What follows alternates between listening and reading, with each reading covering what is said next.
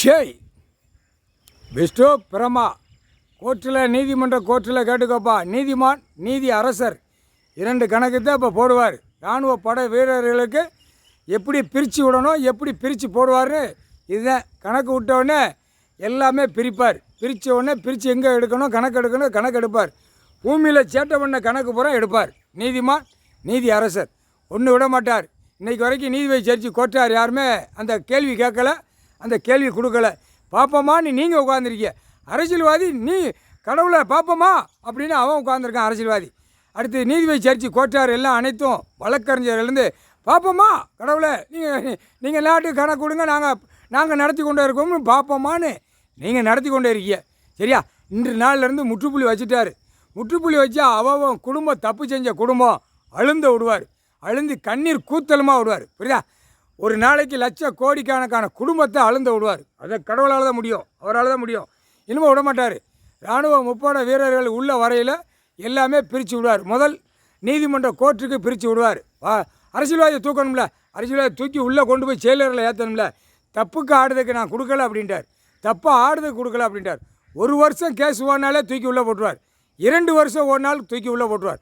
3 வருஷம் கேஸ் ஓடினாலும் உள்ளே தூக்கி போடுவார். 4 வருஷம் கேஸ் ஓடினாலும் உள்ளே தூக்கி போடுவார். 5 வருஷம் கேஸ் ஓடினாலும் தூக்கி போடுவார்.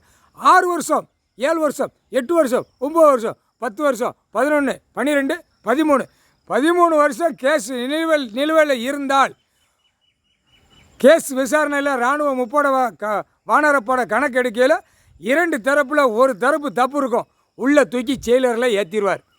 வழக்கறிஞர்கள் புரிஞ்சிக்கோ, கணக்கு போட்டார். நீ படித்து நாங்கள் மூளை திரிக்கம் நீ நினைக்க.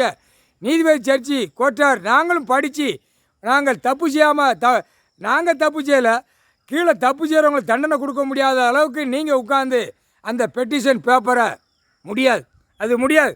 அந்த பேப்பரில் பூரா எலுமிச்சம்பழம் கனியை பேப்பரை வீசி எரிஞ்சிட்டாரு. அது எரிஞ்சு போகும். எரிஞ்சு போக போக உள்ளே மாட்டி உள்ளே போய்கிட்டே இருப்பான். எல்லா மாவட்டத்தில் சிட்டியில் இருக்கிற அரசியல்வாதி உள்ளே வழக்கு ஆடுது. அந்த வழக்கை வச்சு உள்ளே கொண்டு போயிடுவார்.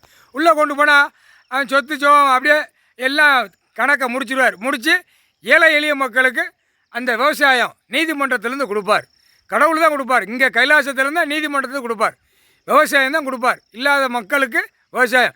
இருக்கிறவனை பூரா 10,000 ஏக்கர், 100 ஏக்கர், 500 ஏக்கர், 10 ஏக்கர் இருந்தாலும் பிடிங்கிடுவார். புரியுதா? உனக்கு உயிர் வாழ்கிறதுக்கு எவ்வளோ உன் குடும்பத்துக்கு ஏண்டா பைப்பையில் 2 பிள்ளை 3 பிள்ளை வச்சுருப்பான்.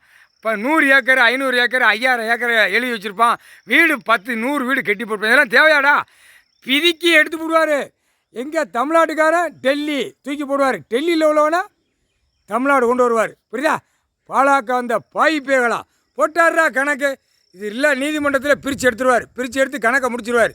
எல்லா நீதிமன்றத்துக்கும் டைம் மாதிரி போடுவார். டைம் போட பிரித்து எடுத்துருவான்.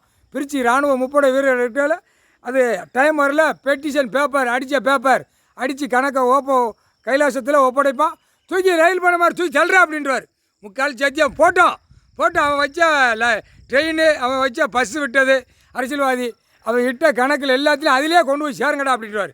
முக்கால் சத்தியம் பூமி அழிக்க வந்த பாய்ப்பேகளா. பஸ்ஸில் போகிறான், பூமி அழிக்கிறதுக்கு போகிறான்.